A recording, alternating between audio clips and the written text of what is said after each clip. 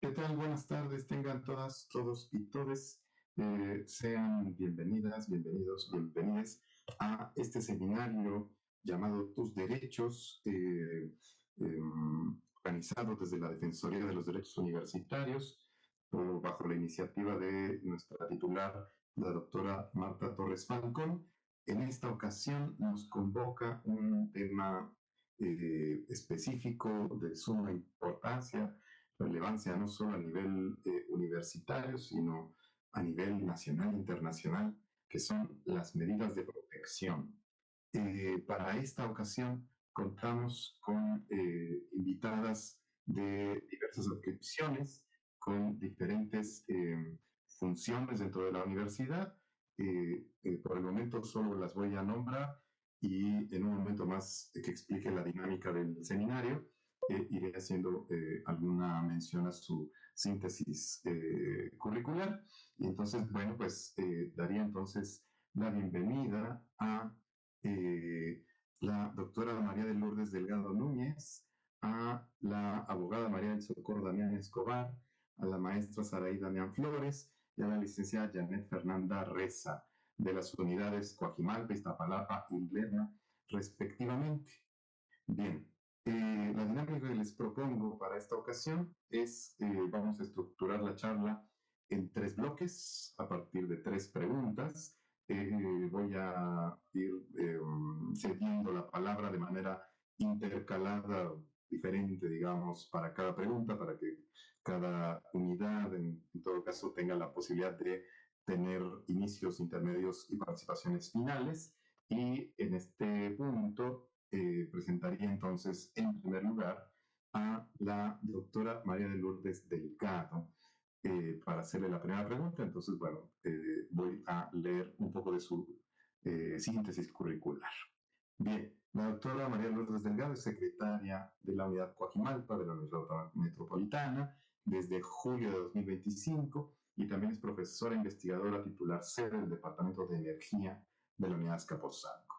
Es ingeniera química por la Universidad Autónoma Metropolitana y obtuvo la maestría y el doctorado en ingeniería química en la Universidad Claude Bernard Lyon I de Francia.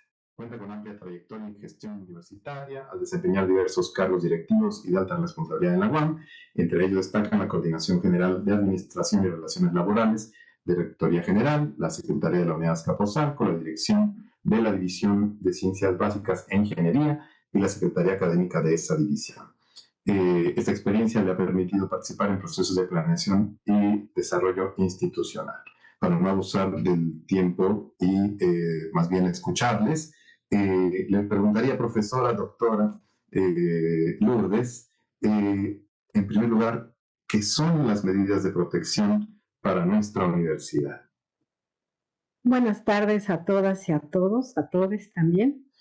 Bueno, las medidas de protección se establecieron en la universidad originalmente en las políticas transversales para erradicar la violencia de género y posteriormente se le dio la facultad a las secretarías de unidad para aplicar estas medidas de prevención. ¿Y en qué consisten? Básicamente, pues estas medidas son mecanismos o acciones temporales, urgentes y confidenciales que emiten, como decía yo, las secretarías de unidad cuando una o más personas se encuentran en una situación en la que se corre el riesgo de vulnerar su integridad o su dignidad. Y muchas de estas medidas se relacionan con cuestiones de situaciones de violencia por razones de género, también puede ser por cuestiones de discriminación o incluso de salud mental. ¿Qué tipo de acciones temporales se pueden aplicar? Pues podría ser desde una medida de que una persona, un integrante de la comunidad no pueda acercarse a otro integrante de la comunidad o a otra persona integrante de la comunidad eh, para evitar cualquier contacto que pues haga que la persona se sienta de alguna manera incómoda o vulnerada. Otro tipo de medida más estricta sería, por ejemplo, que un una persona integrante del alumnado no pueda venir a tomar clases presenciales porque ya se presenta una situación más de mayor riesgo y entonces lo mandamos a tomar clases a distancia, ¿no? Existen una gran cantidad de, o una diversidad de acciones que se pueden tomar como medidas de protección y aquí es importante mencionar que cuando se establecen estas medidas de protección es porque se ha evaluado que existe un riesgo real con una serie de criterios que se tienen que considerar y esto no implica que la persona a la que se le están emitiendo las medidas, por ejemplo, la persona que ya no puede entrar a la universidad o no puede tomar clases en línea o no puede compartir el mismo espacio que otra persona, se esté diciendo que es culpable de algo, se le esté juzgando como eh, realmente la persona que está realizando un acto indebido. Es simplemente una medida para proteger a la persona que se encuentra en una situación vulnerable y aparte de eso se lleva el procedimiento, si es que si es que se pone la queja para determinar si existe una falta o no.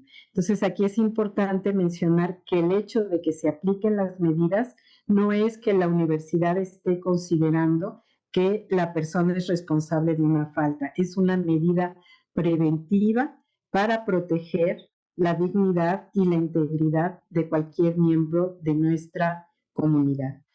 Por, vamos a decir, como introducción, yo lo dejaré ahí, seguramente las demás personas tendrán también que abonar a este respecto.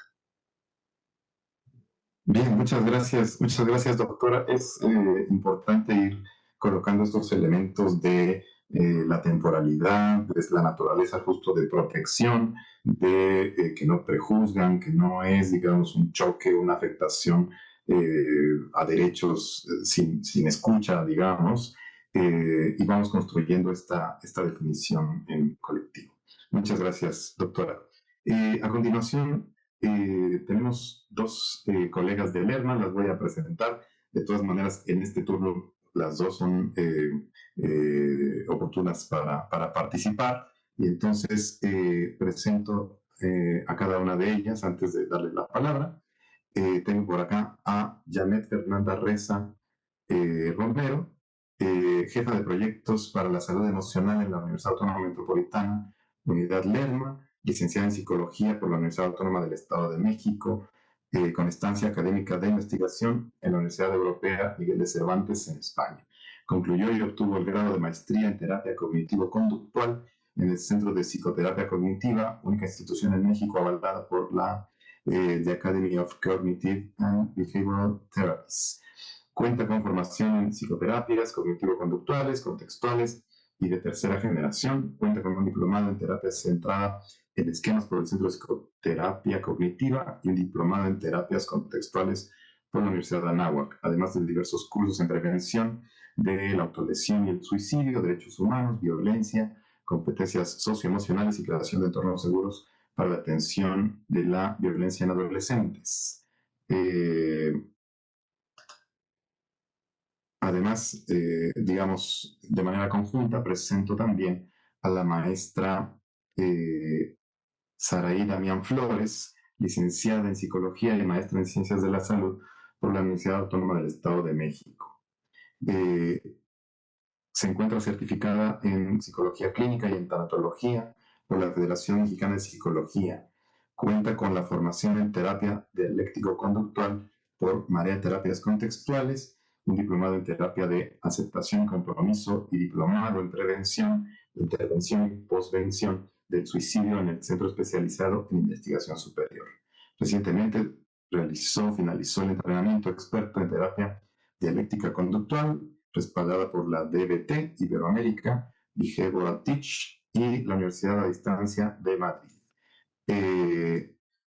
Adelante, les escuchamos sobre la misma cuestión de qué son las medidas de protección. Aquí voy a aplicar orden alfabético, Janet y luego Saray. Muchas gracias por estar con nosotros esta tarde.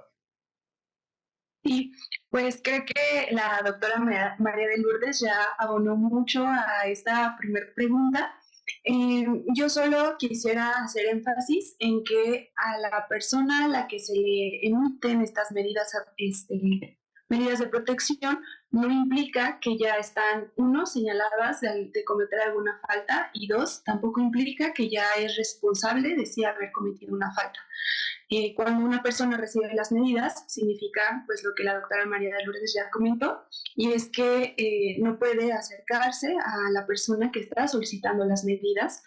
Sin embargo, no implica que ya está señalada, que ya tiene una sanción, que ya tiene que cumplir con alguna suspensión, porque de pronto creo que eso genera mucha angustia, puedo atreverme a decir, en las personas que la reciben.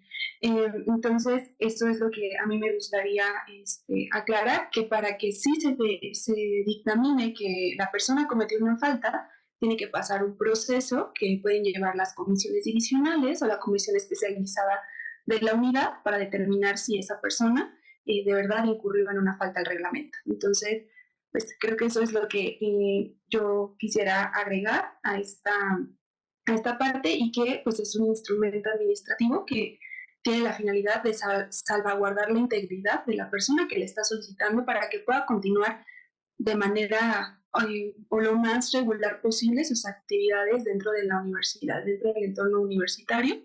Y bueno, eso es lo que quisiera agregar. Muchas gracias. Muchas gracias, maestra Janet. Maestra Saraí, por favor. Hola, buenas tardes. Pues primero que nada, muchas gracias, doctor Arturo, gracias a la doctora Marta y a todo el equipo de la DDU que nos hicieron esta invitación. Bueno, por mi parte, me gustaría complementar que usualmente cuando se emiten o se solicitan unas medidas de protección, hay una tensión o una percepción de que hay un conflicto entre dos o más personas, ¿no? Y pues casi siempre la presencia de un conflicto va a implicar incertidumbre, afectaciones emocionales, miedo. Y justamente, como ya mencionaban anteriormente, estas medidas tienen la intención de separar, a lo mejor de evitar el contacto para evitar que pudieran escalar situaciones de violencia si es que ya existen o que se puedan dar, ¿no? Por el hecho de que alguien se sienta tal vez señalado, señalade, y se le pida que tal vez no establezca contacto con esa persona, eso permite también tener una sensación de seguridad y que las personas puedan continuar de la manera pues más amena posible sus actividades universitarias. Eh, y bueno, también diferenciarlas, ¿no? Como ya bien mencionaban anteriormente, se trata de un instrumento administrativo, no se trata de un instrumento legal, como a diferencia de las que emite, por ejemplo, el Ministerio Público. Pero bueno, a lo mejor eso nos lo puede complementar todavía más Socorro, que ella es súper experta en estos temas. Muchas gracias. Muchas gracias, maestra Janet, maestra Saray. Me parece sumamente relevante que se señale que las medidas justo pueden ser previas a un procedimiento, se pueden dictar durante el procedimiento e incluso mientras subsiste el riesgo después de los mismos. De lo que hablaba la maestra Saray sobre a qué estarían atendiendo, sí, a que algo no vuelva a ocurrir o incluso algo que no ha ocurrido, pero que se tienen datos de que puede llegar a ocurrir, es decir, el solo riesgo o evitar que se repita alguna conducta, serían un par de parámetros fundamentales al momento de valorar una emisión de medida de protección. Muchas gracias por sus participaciones. Bien, presento ahora a nuestra colega, la abogada Socorro Damián. Leeré entonces unas palabras de su semblanza curricular. Es titular de la Unidad para Atender a la Violencia de Género en la Unidad de Iztapalapa, conocida como la Unigénero. Licenciada en Derecho por la Universidad Veracruzana, especialista en Derecho Civil por la Universidad Nacional Autónoma de México y estudios de maestría por la misma Casa de Estudios. Cuenta con un diplomado en Violencia Familiar y Derechos Humanos en el Instituto de Investigaciones Jurídicas de la UNAM, un diplomado en Feminismos desde América Latina por la Universidad Autónoma de la Ciudad de México, y un diplomado franco-mexicano por la defensa de las mujeres víctimas de violencia por la UNAM. Es defensora de derechos humanos, especialista en la atención de mujeres, niñas y adolescentes, así como de grupos en situación de vulnerabilidad. En 2021 fue galardonada con la medalla Emilio Krieger 2020 por la Asociación Nacional de Abogados Democráticos, la ANAD, por la defensa de los derechos humanos en los espacios universitarios, en específico en el tema de prevención y atención a la violencia de género contra las mujeres. Abogada Socorro, la misma pregunta, ¿qué son las medidas de protección? Bueno, hola doctor Arturo, hola a todas. Para mí es un gusto estar aquí en este espacio. Gracias a la Defensoría de los Derechos Universitarios por hacer este seminario posible, ¿no? Seminario Tus Derechos. Me parece súper importante que se esté haciendo esto en nuestra Casa Abierta al Tiempo. Espero tener algo de tiempo para responder. Yo creo que mis compañeras ya han dicho lo suficiente, pero a mí me gustaría más que nada ahondar un poco en el contexto, ¿no? Y los antecedentes que tenemos en torno, antes de que pueda yo decir qué son las medidas de protección, pues sí mencionar que este mecanismo o este mecanismo de protección tiene sus orígenes prácticamente en la violencia estructural, sistemática, histórica, cultural contra las mujeres. Prácticamente se reconoce en la Ley General de Acceso de las Mujeres a una Vida Libre de Violencia desde el año 2007. Posteriormente, ya en el 2008, el reglamento va a darnos lineamientos importantes, principios que debemos de atender para la emisión hablan de las órdenes de protección, ¿no? Más adelante, pues hubo reformas a ese reglamento de la Ley General de Acceso, donde obviamente establece que las medidas de protección o las órdenes de protección no solo van a poder ser emitidas por órganos judiciales, sino también autoridades administrativas y ministeriales. En el caso, por ejemplo, de la Universidad Autónoma Metropolitana, esas medidas pues tienen carácter administrativo, sí tienen sus propias peculiaridades, podemos decirlo así. Y a raíz de que en el 2019 la Universidad Autónoma Metropolitana va a reconocer un rezago histórico en los procedimientos, en los reglamentos, en los protocolos que tenía la universidad y que obviamente no tenían una armonización legislativa con perspectiva de género, es que se va a crear una comisión. En esta comisión, en la que tuve oportunidad de ser la asesora de la comisión de colegio, es que se van a llevar todas estas reformas a la legislación universitaria y en el reglamento orgánico se va a reconocer o se va a establecer quiénes van a ser las autoridades, en este caso las instancias de apoyo que se van a encargar de emitir, ¿no? las medidas de protección o dictaminar las medidas de protección, que puede ser la Secretaría General, en el caso de que se emita una medida a personas integrantes de la Rectoría General, o me imagino que también de la Defensoría, y las propias unidades pues tienen a su vez unidades u oficinas para atender la violencia de género. Y pues nuestra función prácticamente en el tema de las medidas no va a ser emitirlas, sino únicamente solicitarlas, ¿no? Pues bien, las medidas de protección son mecanismos, acciones urgentes, inmediatas, de carácter o de naturaleza precautoria cautelar, que tienen como objetivo que la violencia no aumente o la violencia no vaya en escalada. ¿Qué se requiere para emitir una medida de protección? Bueno, tenemos varios estándares que debemos de atender, como únicamente indicios leves, que no se exija carga probatoria, ¿no? No se, la víctima que se encuentra en riesgo, si no puede, obviamente la percepción de riesgo. Esos indicios leves pues no son semejantes o no tienen el nivel de estándar probatorio. ¿Sí me escucha? Porque dice que tengo mala conexión. ¿Sí? Bueno, es que aquí falla mucho el internet, perdón. Se refiere a que no se le exige a la víctima, por ejemplo, que nos pruebe que está en riesgo. Basta con indicios leves que hagan presumible que está en una situación de riesgo. Bueno, en la universidad pues tenemos un formato que ya habrá momento, yo creo que ahorita nos dará tiempo para hacer algunas críticas a este formato que tenemos de valoración de riesgo, porque esta valoración de riesgo tiene que ser medible, ¿no? Y tiene que ser evaluable. Esas son como las dos, podemos decir, elementos indispensables para poder determinar la solicitud de una medida, solicitud y la implementación de las medidas. Creo que vale la pena mencionar que la propia Ley General de Acceso, en el artículo 30 de la Ley General de Acceso a las Mujeres, establece una serie de principios que debemos de acatar para la solicitud de medidas e implementación, como los principios de protección, principio de necesidad y proporcionalidad, el principio de confidencialidad, es decir, que los hechos que nos comente la víctima pues sean únicamente para la sustanciación del procedimiento y esos hechos no los conozcan terceras personas, principio de oportunidad y eficacia, ¿no? Que me parece importante el tema de la oportunidad y eficacia, porque eso está relacionado con el principio de debida diligencia.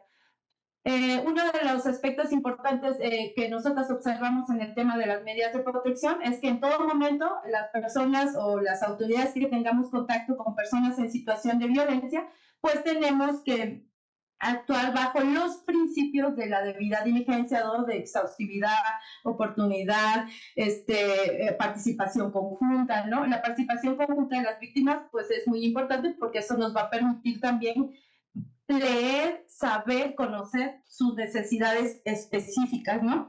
El principio de accesibilidad, que las medidas de protección pues tienen que ser procedimientos sencillos, donde las mujeres vengan a la universidad, o principalmente mujeres o personas en situación de violencia. Hablas de la disidencia sexogenérica, políticas transversales, como en el protocolo justo de estos grupos, ¿no? O prácticamente estén excluidas de estos mecanismos de protección, pero quiero hacer el énfasis de que el origen de las medidas de protección ha sido justo esta violencia sistemática, estructural e histórica contra las mujeres, las adolescentes, las niñas y las personas de la diversidad sexogenérica. Y otro de los principios que tenemos que atender es el de integralidad, es decir, que tienen que ser en un solo acto y de forma automática. Eso todavía pues no lo logramos cumplir, porque en efecto vienen en lo que tomamos hechos, ¿no? Porque es importante al menos tener los hechos porque el análisis de hechos es importante para la evaluación de riesgo. Muchas veces pues la carga de trabajo no nos permite pues cumplir a cabalidad el principio de integralidad, pero prácticamente esos son los principios a los que debemos de atender al solicitar o emitir una medida de protección. Bien, muchas gracias. Encuentro varios elementos muy valiosos en esto. A mí me gusta mucho este tema de la armonización legislativa, que no tiene que ver, digamos, con mandatos o supremacía constitucional, legal, soberanía, sino que es más bien ponernos a tono con los derechos humanos en este caso, como decías, derechos humanos de las mujeres, de las poblaciones históricamente vulneradas, sexualizadas, violentadas, y que el avance de las convenciones, que tampoco tienen 70 años, estas en específico, impulsaron reformas hace 20 años, reformas legales y que han ido avanzando hasta integrarse ya en los cuerpos normativos de las universidades, dentro de ellas también la propia UAM. Hay otro cúmulo de particularidades de las medidas de protección, estos elementos específicos que fueron retomados del derecho civil en general, sobre medidas precautorias, providencias, no sé qué. En realidad pues, se trata de conservar la materia de lo que se iba a judicializar, llamémosle así. En el caso de la legislación específica, sobre todo en primer lugar, en protección de las mujeres de las violencias, pues tenía que ver con la preservación pues, de la integridad física y de la vida en algún momento, y que es a partir de ahí en el que se lanzan estas nociones de que tiene que ser pronto, rápido, de vida diligencia, estándar probatorio disminuido, y otras reglas que fueron haciéndose específicas y especiales para atender los riesgos que presentaban ante este tipo de violencias justo de carácter estructural. Bien, cerramos, digamos, esta primera ronda, recibimos sus participaciones, vamos construyendo, digamos, un buen trecho de lo que queremos transmitir a la comunidad el día de hoy. Para la siguiente pregunta, iniciaría con las colegas de la unidad Lerma de la CEUJ, y preguntaría, por supuesto, desde su ámbito de acción, en este caso el psicológico, qué elementos se deben considerar al momento de emitir una medida de protección. Ahora empiezo al revés, empezaría por Saraí y luego por la maestra Janet, entonces adelante. Sí, claro. Bueno, para empezar, sí me gustaría clarificar que específicamente en la CEPUG, en Lerma, tenemos en conjunto el área de salud emocional, salud mental, con el área de género, ¿no? Entonces, de pronto, esto sí, digo, tiene sus ventajas, pero de pronto no tantas, tal vez. Y pues acá la persona facultada para solicitar esas medidas, pues es directamente nuestra coordinadora. Entre los aspectos que podríamos considerar para emitir las medidas, pues en primer lugar es la evaluación del riesgo, como ya mencionaba Socorro, que tiene que ver con dos aspectos específicamente: el impacto en la persona en situación de víctima o quien está solicitando las medidas, y qué tan dañino podría ser a lo mejor el que no se ponga, ¿no? Y también, como ya lo mencionaba Socorro, pues la probabilidad de que ocurran ciertos hechos, de que tal vez escale la violencia. También otro de los aspectos importantes, pues, es tomar en cuenta las necesidades concretas de quien enfrenta la situación de violencia. Es decir, no puede existir como una receta de cocina en donde para todos es exactamente lo mismo. Ya lo mencionaba también la doctora María de Lourdes, ¿no? Al final del día van a ser como muy específicas dependiendo del caso. También es muy importante considerar la perspectiva de género, la interseccionalidad, ya que no todas las personas pues van a estar enfrentando las mismas condiciones o situaciones de desigualdad o de vulnerabilidad. También es importante considerar un trato digno, no exposiciones innecesarias, no pues a lo mejor una búsqueda exhaustiva de motivos, de razones, sino más bien, incluso en el reglamento del alumnado dice que se rige por el principio de buena fe, ¿no?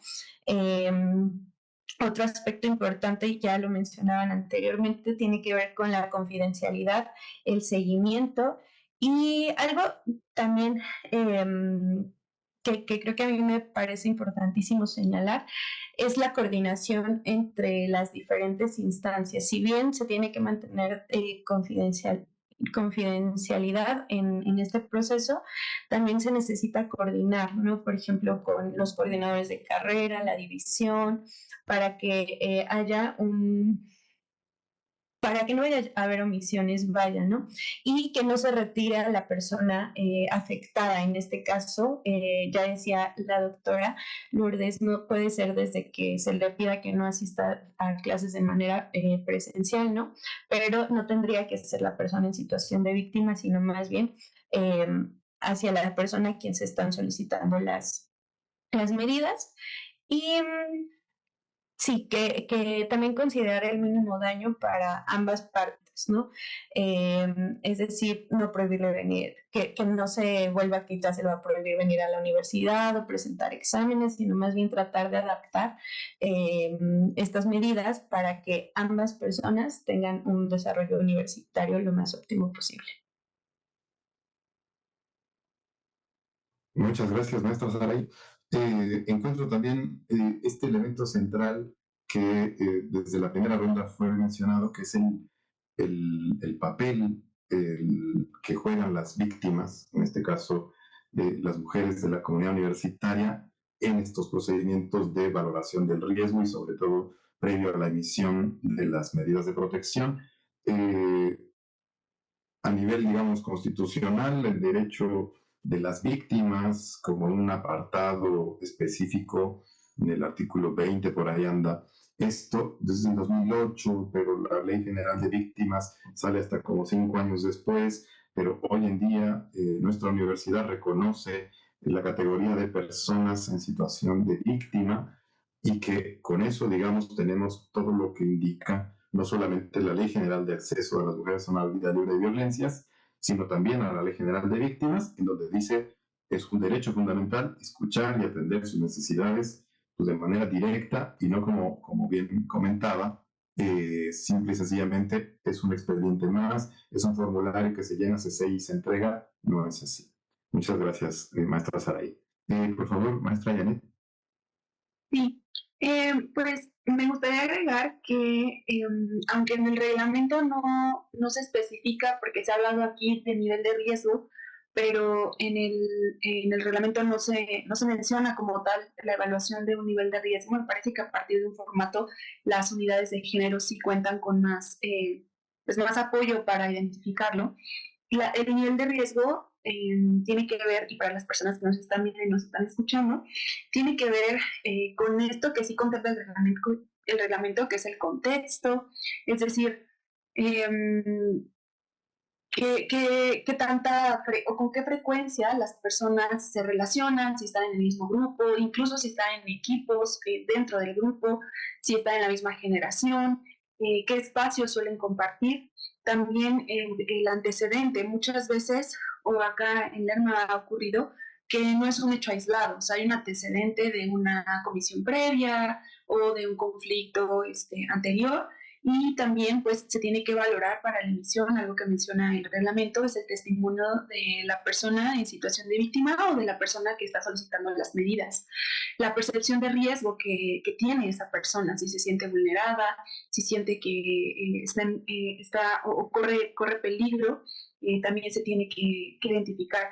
Algo que sí menciona el reglamento y que sí me gustaría enfatizar es que sí se propone esto de el tema de la no revictimización, que era algo que mencionaba la maestra Saraí, porque de pronto, claro, tiene que ser confidencial, pero para la persona en situación de víctima o que está solicitando las medidas, muchas veces es llegar al grupo, o eso es lo que ha ocurrido, y explicar parte de la situación para decirle al profesor o profesora que se va a cambiar de equipo, ¿no? O etcétera. Entonces creo que ahí sí valdría la pena, pues, no sé, y esto yo sé que entra en la pregunta número 3, pero reformular quizá esta parte de confidencialidad sí, pero siempre protegiendo el no revictimizar a la persona. También se toma en cuenta la máxima protección, la dignidad, entonces son principios fundamentales que creo que no debemos olvidar, y no es que se sacrifique uno por otro, como esto que decíamos de la confidencialidad, es más bien lo que resulte menos perjudicial para ambas personas, pero pensaría yo que un poco más para la persona que se está sintiendo vulnerable. Entonces, eso es lo que quisiera agregar. Bien, muchas gracias. Esta parte es importante, se había mencionado un poco en ninguna participación anterior, que tiene que ver con el sentido de protección, es decir, si hay una situación de riesgo, quien es escuchada en primer lugar, pero no únicamente, es a quien se sabe vulnerable, se siente en riesgo o incluso ya afectada por alguna conducta. Y que la medida de protección es en su favor y que por tanto no tendría por qué ser revictimizante, no tendría por qué decirle, pues tú tuviste la culpa, mejor ya no vengas a la universidad, aléjate, ya no puedes asistir a clases o te mando en línea, sino más bien es en sentido inverso. Y que justo en este punto es muy importante también este apunte que realizaba sobre que las medidas no buscan ser lesivas, no buscan dañar a la otra parte, sino solamente proteger a la que en primer lugar está denunciando o levantando una queja, y que justo las medidas en su evaluación del riesgo y en su proposición de proporcionalidad, es decir, qué tipo de medida le corresponde a qué tipo de riesgo, buscarán que sea la que proteja, pero también la que lesione menos, al menos de manera temporal, los derechos de la otra persona. Muchas gracias, maestra Yana. Tenemos entonces, ahora no sé si Socorro también tiene por ahí problemas de la conexión. Si puede participar, sería su momento.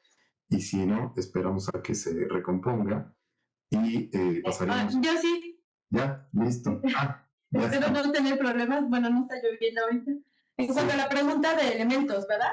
¿Qué elementos se deben considerar para emitir la medida de protección? Bueno, desde las unidades solo las solicitamos, no vemos, no podemos nosotras, sale de nuestro marco de, pues sí, de funciones de competencia, las unidades de género o las oficinas de género, solo las solicitamos y quienes las van a implementar son las secretarías de unidad o la Secretaría General o la Defensoría, ¿no? Que son las medidas cautelares. Mencionar esta parte porque creo que no las está escuchando, nos está la de protección, los mecanismos que se están. Se nos está cortando un poco tu audio. A lo mejor si apagas la cámara, te Las escuchamos. medidas de protección se establecieron, más bien están así establecidas, universitaria, reconoce a la persona en situación. Suele pasar que una vez que la persona en situación de violencia inicia un procedimiento de queja, y en la otra parte, la persona presunta responsable solicita medidas de protección o se acerca a las instancias como Secretaría de Unidad, nos ha pasado, o unidades de género, solicitar medidas de protección, y ahí cabe mencionar que estas medidas únicamente se tienen por objetivo disminuir la escalada de violencia, ¿no? No se pueden emitir a las personas. Creo que eso es una parte importante que me gustaría especificar. Dentro de los elementos a considerar los hechos de violencia, identificar qué tipo y modalidad de violencia está sufriendo la persona, en este caso mayoritariamente mujeres, ¿no? Para poder hacer una y nosotras poder justificar. ¿Se está cortando? Sí, te estamos perdiendo un poco en el audio y sobre todo en la continuidad de la idea. Pues que pase la doctora María Lourdes y mientras busco los audífonos, igual eso lo surge. Sí, muchas gracias. Nos quedamos ahí a la mitad de su participación. Doctora, por favor, Lourdes, la pregunta es, ¿qué elementos se deben considerar al momento de emitir una medida de protección? Sí, bueno, ya aquí los mencionaron tanto Saraí como Janet y de alguna manera también escuchábamos a Socorro con algunos de estos elementos. Yo no quisiera repetirlos, pero sí señalar que dado que estas medidas de protección tienen un carácter temporal, eh, en muchas ocasiones deben de ser, el riesgo debe ser evaluado periódicamente, porque podemos emitir una medida de protección con un cierto nivel con base en la evaluación de riesgo que se hizo y al cabo de 1 o 2 trimestres esa situación puede cambiar, ya sea para mejorar o para empeorar. Y entonces se debe revisar la medida, actualizarla para hacer una medida más restrictiva en caso de que haya aumentado el riesgo o ir ya quitando esas restricciones de forma que se regrese, vamos a decir, a la normalidad en la relación y en las condiciones que están tanto la persona en situación de víctima como la persona que la está ejerciendo la violencia. Aquí se ha hecho mucho énfasis en que las medidas no deben afectar a la persona que está en situación de vulnerabilidad, sino más bien enfocarse en la persona que está ejerciendo esa posible violencia o que presuntamente está ejerciendo una violencia, pero aunque la mayoría de las medidas de protección que se emiten aquí en la unidad Coajimalpa son en el contexto de situaciones de violencia por razones de género y principalmente para las personas víctimas son mujeres, también existen otras circunstancias en donde por condiciones de salud emocional o mental no existe una persona en situación de víctima y una persona que está generando esa violencia, sino que la vulnerabilidad emocional de la persona la pone a ella misma en una situación de riesgo y entonces hay que emitir medidas para protegerla y de alguna manera favorecer que continúe con su educación, por ejemplo, en el caso de nuestro alumnado, pero ahora desde su casa a distancia o con ciertas facilidades. ¿Sí? Entonces, les decía, aunque la mayoría de los casos son de una persona en situación de vulnerabilidad y alguien que posiblemente le está vulnerando, no siempre se da ese caso y pues también tenemos que atenderlo. Por otro lado, tenemos esta cuestión que ya de alguna manera se mencionó aquí, que cada caso es diferente e incluso casos que pueden tener condiciones muy similares de las situaciones, de lo que se da en sí en los hechos. Lo que es muy importante y se considera de manera fundamental para emitir las medidas es la percepción de la persona en situación de riesgo o vulnerabilidad, porque pues no todos reaccionamos de la misma forma a los mismos estímulos, ¿no? Entonces puede haber personas que sean más sensibles por su propia condición, por el entorno o porque ya han sufrido un tipo de violencia desde hace tiempo, entonces ahí tenemos que aplicar medidas diferentes a otras donde quizás sean las mismas circunstancias generales, pero la percepción de la persona en situación de riesgo es diferente. Y por otro lado, pues hay toda una clasificación de los tipos de violencia. Generalmente la mayoría se presentan en torno a la violencia psicológica, a la violencia física y a la violencia sexual, al menos en el caso de la unidad Coajimalpa, y la mayoría de las veces se da entre el alumnado, ¿no? En las relaciones del alumnado, ya sea en la convivencia de alumno, compañeros, o porque ya hay una relación eh, previa de noviazgo o alguna cuestión entre miembros del alumnado que va dando pie a situaciones de violencia que van escalando y pues terminan en una necesidad de generar o emitir estas medidas de protección. Entonces, lo más importante creo aquí de lo que estaba yo mencionando es de que no es algo que se aplique a todos de la misma manera, sino que hay que hacer un traje a la medida de la situación e incluso con el tiempo para la misma situación, con la misma situación de violencia, esta puede escalar o puede disminuir. Entonces hay necesidad de estar reevaluando esas medidas en función del riesgo. Gracias. Muchas gracias, doctora Lourdes.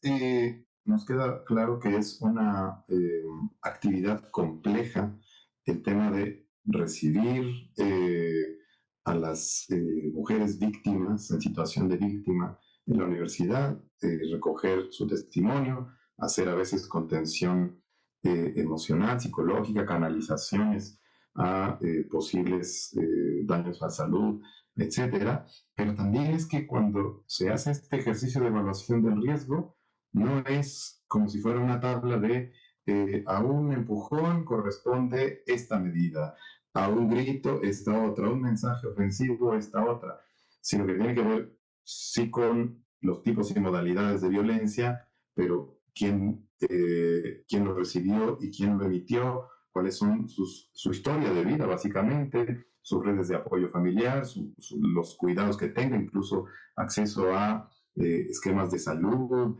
emergencia, acompañamiento y demás, que van configurando, perfilando este traje a la medida que usted decía, que al final de cuentas escucha las necesidades de la víctima y que en realidad lo que hace es abarcar lo más que pueda en temas de contexto, situaciones objetivas, subjetivas, de percepción, pero también de esto que se decía hace un rato también, ¿no?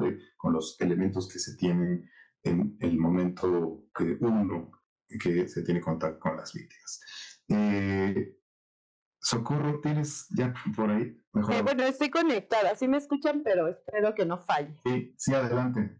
Ya bueno, ya haciendo un resumen, porque creo que ya abarcaron la mayoría de los elementos que se tienen que considerar para la emisión de las medidas. Sí quiero enfatizar identificar claramente los hechos de violencia y los tipos y modalidades de violencia de las personas. Es importante porque es lo que nos va a dar la pauta para justo identificar las situaciones de riesgo. Pero además es importante tomar en cuenta los antecedentes de violencia de la persona que acude con nosotras. Es decir, creo que uno de los grandes desafíos que existe para el análisis de los hechos hasta este momento sigue siendo que los hechos que nos narren de situaciones de violencia no se vean como hechos aislados, y creo que ya lo había comentado Janet o Saraí, sino que se vean dentro de un contexto, que se haga una valoración justo del riesgo tomando en cuenta los siguientes elementos, porque ya para la valoración de riesgo, pues sí se debe de tomar en cuenta el contexto de las personas en situación de violencia, los antecedentes de violencia, si pertenecen a grupos, ¿no?, en situación histórica de vulnerabilidad, como comunidad LGBTIQ+,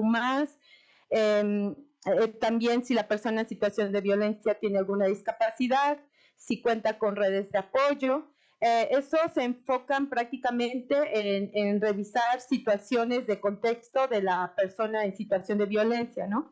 Por así decirlo, vamos a ver su grado de vulnerabilidad. Y en torno a la persona presunta responsable, pues se ven otros elementos, ¿no?, que tiene que ver, anteriormente hablábamos de una peligrosidad, bueno, ya no podemos decir peligrosidad, pero sí cuáles son los factores de riesgo en la persona presunta responsable que van a hacer o que van a aumentar, ¿no?, este nivel de riesgo. El acceso a armas, el que tenga uso de armas, el que, por ejemplo, que sepa de artes marciales, ¿no? Yo recuerdo una ocasión de una alumna que se acercó y dijo, yo tengo mucho miedo porque él es cinta negra, ¿no? Y cada vez que me amenaza, me dice, verás que voy a aplicarte esta llave, o te voy a aplicar pues le amenazaba justo con el conocimiento de estas artes marciales, el que haya consumo de alcohol y drogas, el que haya amenaza de suicidio o autolesiones, y que conozca las rutinas y actividades de la persona en situación de violencia.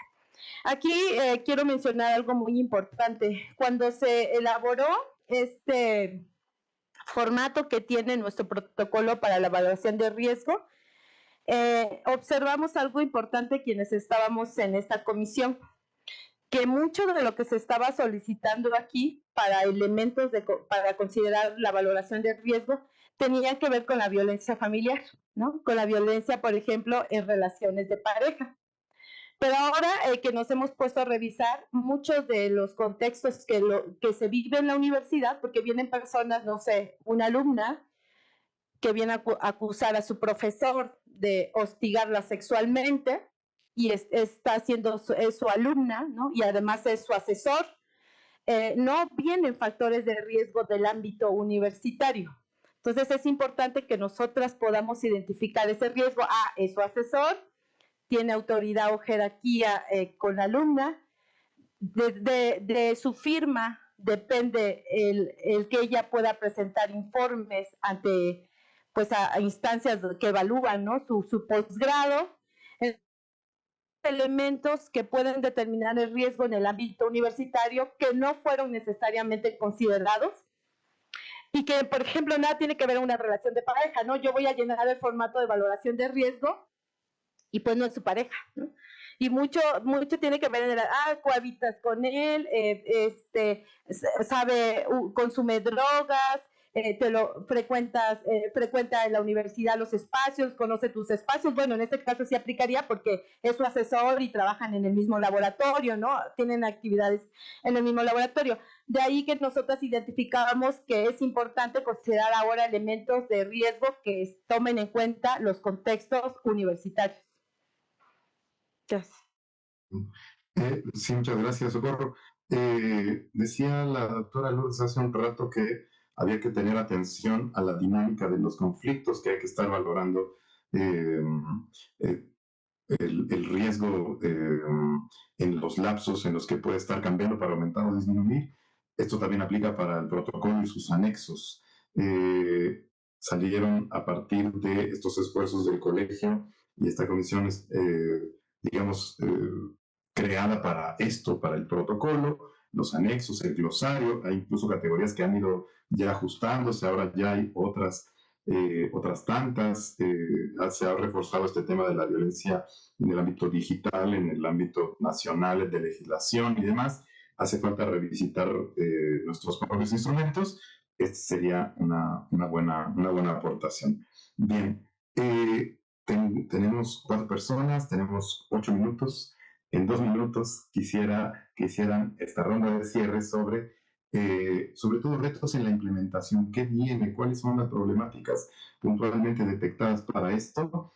Tenía a Iztapalapa, es decir, a Socorro Damián de inicio, pero como cerró la ronda anterior, empezaría el cierre con la doctora Lourdes Delgado, luego Socorro Damián y terminaríamos con Janet Gonzaraí de Lerma. Adelante, doctora Lourdes. Sí, pues yo creo que desde mi punto de vista el principal reto en términos de las medidas de protección es que no hubiera necesidad de aplicarlas, ¿no? O sea, de que tuviéramos la capacidad como institución de transmitir esa educación y esa conciencia a nuestro alumnado y a nuestro personal en general de qué prácticas cotidianas son violentas y que se eviten, ¿no? Porque yo creo que la mayoría de las personas no quieren transgredir los derechos de los otros, o muchos no lo hacen de manera consciente, sin embargo desconocen o pues se engañan de lo que es violencia y lo que no lo es, ¿no? Entonces, creo que podríamos aspirar a tener una mejor educación en todos los integrantes, las personas integrantes de nuestra comunidad, y con eso disminuir la necesidad de aplicar medidas de protección. Y la otra es, en tanto se logra eso, que toda la gente sepa que existe la posibilidad de solicitar esas medidas, porque pues a veces lo desconocen y siguen padeciendo cuando tenemos mecanismos que podrían ayudarlos. Gracias. Muchas gracias, doctora Lourdes. Quizás sí sea uno de los mensajes más poderosos que la mejor medida de protección son las medidas de prevención. Muchas gracias. Seguimos entonces con Socorro Damián, una ronda muy breve de 2 minutos sobre retos en la implementación.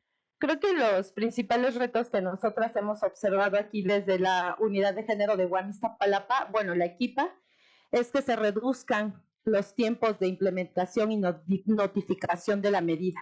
Muchas veces se solicita la medida y pues pasan una semana o 15 días y la víctima nos dice no me han notificado ninguna medida. Yo sé que se implementan de manera inmediata por Secretaría de Unidad, pero quizá está llegando tarde en la notificación y hay que darle certeza a las mujeres que denuncian y buscan protección. Haya una instancia de seguimiento de medidas. Si bien es cierto, no somos una autoridad ministerial ni judicial, creo que las medidas no pueden ser eficaces y eficientes en tanto no haya un seguimiento de las mismas, ¿no? O sea, ¿quién le da seguimiento a las unidades de género, Secretaría de Unidad, divisiones? Modificar los formatos de evaluación de riesgo, que se incluya la violencia feminicida o el riesgo feminicida. Creo que estamos en contextos muy graves, ¿no? Lo hemos tenido recientemente con Xochimilco, lo voy a decir, y creo que no estamos exentas ninguna unidades de sufrir una violencia feminicida, y creo que es importante que los formatos se modifiquen, y que es importante, creo, por último, señalar que las medidas de protección son independientes al inicio de cualquier procedimiento. Es decir, que nos están escuchando, siéntanse seguras, seguros, seguras, que no es necesario que ustedes inicien un procedimiento de queja o de naturaleza penal, laboral, etc., para que se les pueda tramitar medidas de protección. Son independientes de cualquier procedimiento administrativo, penal y laboral. Gracias. Muchas gracias, Socorro. En las observaciones que realiza la Defensoría en las comisiones especializadas, que ya fue un tema abordado aquí en este seminario, funciona de manera pues, intuitiva sobre esta especie de comisión de seguimiento de las medidas, porque son las que tienen comunicación con las partes durante el procedimiento, incluso posterior, ¿no? Porque cuando hay suspensiones o hay incluso cursos que se solicita que se hagan de parte de la persona que es encontrada como responsable de cometer una falta, hay ahí, digamos, es estas comisiones son las que tienen este seguimiento. Quizá no está encargado así en el reglamento del alumnado y podríamos pensarlo también como esto, ¿no? No están dictadas, se solicitan desde ahí y cuando se solicitan se va preguntando cómo van, hay noticia de, mira, se violentaron las medidas, reforcémoslas, mandémoslas modificar, ¿no? Desde esas comisiones. Muchas gracias, abogada Socorro. Bien, y por último, Janet y luego Saraí, por favor. Sí, a mí también me gustaría pues darle espacio a esta parte de la prevención. Creo que acá en la unidad Derma es algo que solemos trabajar semana tras semana, el tema de prevención a la violencia. Desde el doctor Gabriel estaba este interés en trabajar la prevención y ahorita con la doctora Ana pues continúa este interés en abonar mucho al tema de prevenir esto. Sin embargo, sí creo que respecto a retos y oportunidades que tenemos específicamente en las medidas, eh, pienso yo que algo que encuentro como ya en el día a día, en esta emisión de las medidas, es que no hay en el reglamento o no se considera qué pasa si la persona que recibe las medidas no respeta las medidas de protección. Porque muchas veces las personas en situación de víctima o las personas que se sienten vulnerables regresan con acá a la unidad y expresan como es que no las está respetando, ¿no? Y la realidad es que el reglamento no contempla qué es lo que va a pasar. Y entonces lo único que se hace es que se refuerzan estas medidas. Pero si la persona a la que le emitieron las medidas no lo hizo en primera instancia, pues bueno, poco podemos esperar que con un refuerzo de medidas tome ahora la decisión de si respetarlas. Entonces yo considero que es algo que sí o sí se tiene que tomar en cuenta porque sí ha pasado, o sea, porque en el día a día sí ocurre que no las respetan, ¿no? A pesar de que, bueno, ya se les llama a una oficina, que ya se da desde la secretaría, hay muchas personas que no las toman en cuenta, no las respetan. Eso y también, pues pienso un poco en el contexto del Lerma es complejo porque tenemos una población pequeña. Entonces, no tan pequeña, pero sí menos que Azcapo, Iztapa y Xochimilco. Y lo que encontramos muchas veces es que hay un grupo, por ejemplo, ¿no? Se me ocurre, hay un grupo de biología ambiental de esa generación. Y entonces no podemos separarlos en dos grupos, pero a lo mejor el nivel de riesgo no nos da quizá para mandar a una persona 100% en línea, considerando que biología ambiental tiene muchísimos laboratorios, por ejemplo. Entonces, es un reto con el que sí nos hemos encontrado acá la unidad de no hay más grupos y bueno, todavía no termina el proceso, no termina el proceso para identificar si se va a suspender a la persona o no.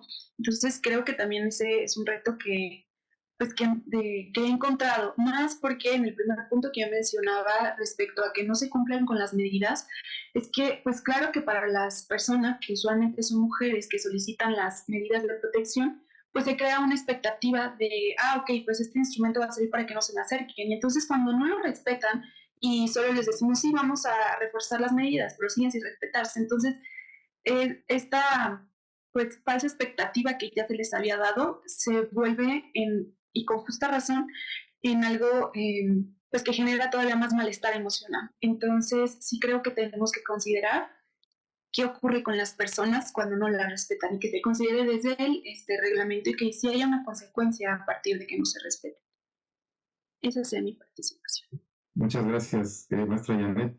En efecto, cuando una medida no se respeta, pareciera que aumentar la medida es una especie de castigo exprofeso rápido, decir, te castigo porque violentaste las medidas que te había dicho. Desde mi punto de vista, pues naturalizan en buena medida. No es que se haya aumentado el riesgo, es que se desacató la medida.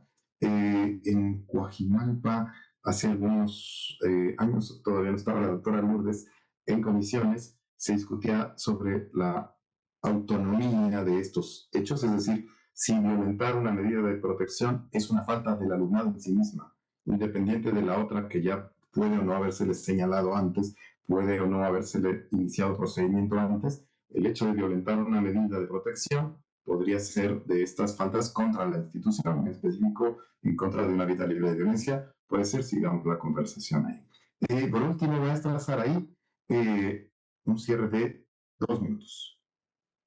Con gusto.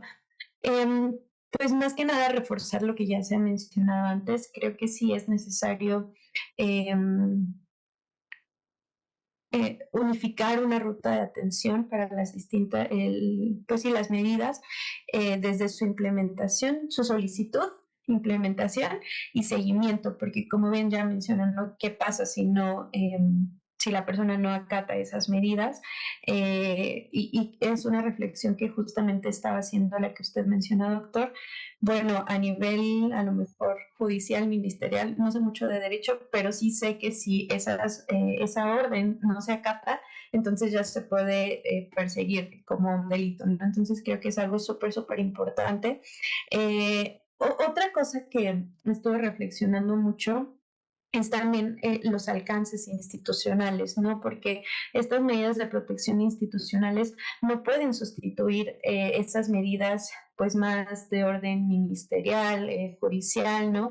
Y creo que sí valdría la pena tanto diferenciarlo, es una área de oportunidad diferenciarlo y al mismo tiempo tal vez poder generar enlaces con estas instancias más legales, ¿no? Que de alguna manera pueden ser de apoyo. Si tal vez el nivel de riesgo que estamos observando es bastante alto y bueno, si estoy haciendo como institución lo que me corresponde, pues tal vez también valdría la pena orientar a la persona para ahora incluso dar el acompañamiento para que pueda ir a solicitar esas medidas ante las instancias correspondientes. Muchas gracias. Muchas gracias, maestra Saray. Es bien importante esto y no se había mencionado.